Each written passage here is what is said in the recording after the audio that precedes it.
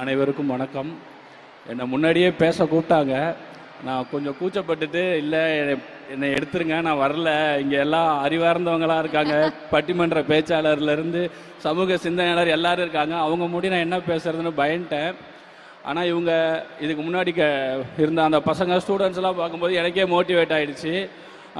நம்மளுமே ஒரு government school student தானே, கவர்மெண்ட் ஸ்கூலோட அலுமினி. நம்ம வந்து இலவச திட்டங்கள் அவ்வளோ அனுபவிச்சிருக்கோம். அட்லீஸ்ட் ஒரு நன்றியாவது சொல்லலைன்னா எப்படி? ஏன்னா நான் பஸ் பாஸ்லேருந்து ஃபஸ்ட்டு கிராஜுவேட் ஸ்காலர்ஷிப்னு எல்லா கவர்மெண்ட்டோட இலவசங்களை அனுபவித்து அதில் படித்து நான் ஒரு இன்ஜினியரிங் முடித்த ஒரு ஸ்டூடெண்ட்டு. அப்படி இருக்கிறப்போ இவங்கெல்லாம் நன்றி சொல்லும்போது நான் மட்டும் ஏன் நன்றி சொல்லாமல் அங்கேயே உக்காந்துருக்கேன் அப்படின்னு சொல்லிட்டு தான் நான் இங்கே வந்தேன். ஏன்னா நான் ஒரு மிடில் கிளாஸ்னால் நகரத்தில் இருக்கிற மிடில் கிளாஸ் கிடையாது, ஊர் சைடில் இருக்கிற மிடில் கிளாஸ். ஊர் சைடில் என்ன மிடில் கிளாஸ்னால், நாங்கள் வந்து இட்லி கறியெல்லாம் வந்து ஞாயிற்றுக்கிழமை எடுக்க மாட்டோம், தீபாவளி பொங்கல் விசேஷங்களுக்கு மட்டும்தான் எடுப்போம். அந்த அளவுக்கான நாங்கள் மிடில் கிளாஸு.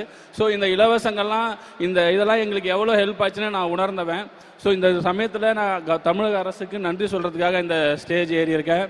அப்புறம் ஒரே ஒரு இன்சிடென்ட்ஸ், இந்த காலை உணவு திட்டம் வந்து, ஏன்னா நான் ஒரு மிடில் கிளாஸ் ஆகனால ஒரு வேளை சாப்பாட்டோட அருமை என்னன்னு எனக்கு நல்லா தெரியும். இந்த காலை உணவு திட்டத்தை பற்றி அது எப்படி வந்துச்சுன்னு ஒரு நாள் நான் முதலமைச்சர் மூலிமா கேள்விப்பட்டேன். நான் ஒரு ஸ்கூலுக்கு ஒரு விசேஷமாக போயிருந்தேன். அப்போ நான் சில பசங்களை கேட்டேன், சும்மா கேஷுவலாக கேட்டேன், சாப்பிட்டீங்களாப்பா அப்படின்னு கேட்டேன். அவங்க இல்லை சார், காலையில் அம்மா வேலைக்கு போயிட்டாங்க, நாங்கள் அங்கேருந்து வரோம், அதனால் சாப்பிட முடியல அப்படின்னு சொன்னதாக கேள்விப்பட்டேன். அடுத்த கொஞ்ச நாள்லேயே பார்த்தீங்கன்னா காலை உணவு திட்டம்னு ஒன்று ஆரம்பிச்சிட்டாங்க. ஏன்னா நான் இலவச பஸ் பாஸ் வந்து அரங்கூர்லேருந்து திட்டக்குடி 12 கிலோமீட்டரு. நான் திட்டக்குடி ஸ்கூலுக்கு வருவேன். மேக்ஸிமம் 7:30 to 8 பஸ்ஸை பிடிக்கணும். 8, 8:30, 9 மணி ஆகிடும் ஸ்கூலுக்கு வர. அப்போ நான் யோசிச்சிருக்கேன், இந்த மதியம் சோறு போடுற மாதிரி காலையிலையும் சோறு போட்டிருந்தா கொஞ்சம் சந்தோஷமாக இருந்திருக்குல்ல, ஸ்கூலில் வந்து சாப்பிட்ருக்கலாம்ல அப்படின்னு நான் யோசிச்சிருக்கேன். அது இன்றைக்கி நடந்து இன்றைக்கி அதனால் ஒரு 24 லட்சம் பிள்ளைகள் சாப்பிட்றாங்க. அது இன்னும் அடுத்த கட்டத்துக்கு போயிட்டு இருக்கும் போது அந்த உணவுக்கு ரொம்ப ரொம்ப நன்றி சார். அப்புறம் பெரிய பெரிய முதலாளிகளுடைய தேவைகளையும் பூர்த்தி செய்கிற நிறைய கவர்மெண்ட்டுக்கு மத்தியில் ஒரு பாமரனோட பசங்களோட குழந்தைங்களுடைய கோரிக்கைக்காக ஒரு திட்டம் நிறைவேறியிருக்கு, அதை அமல்படுத்தி இருக்கிறாங்க. அதுக்கு நான் நன்றி சொல்ல வந்திருக்கும் போது இதை நான் ரொம்ப ப்ரிவிலேஜாக பார்க்குறேன். தமிழக முதல்வர் அவர்களுக்கும் கல்வித்துறையிற்கும் மிகப்பெரிய நன்றியை தெரிவித்துக் கொள்கிறேன். இது மாதிரி இன்னும் நிறைய பண்ணுங்க. நம்ம ஆல்ரெடி பண்ணிக்கிட்டு தான் இருக்கிறோம் தமிழக அரசு. ஏன்னா முன்னாடி எப்படி இருந்தோன்னா, மக்கள் படிக்கிற எண்ணம் மட்டும் இருந்தால் போதும், நான் படிக்க வச்சிட்றேன் அப்படின்னு இருந்துச்சு. இப்போ அது பத்தாது, உனக்கு நான் படிக்கிறதுக்கு எண்ணத்தையே உருவாக்குவேன் அப்படின்னு சொல்லி நம்ம பண்ணிக்கிட்டு இருக்கிறாங்க. இது மிகப்பெரிய இது. கல்விக்காக எப்பவுமே நம்ம முன்னாடி நிற்கணும்.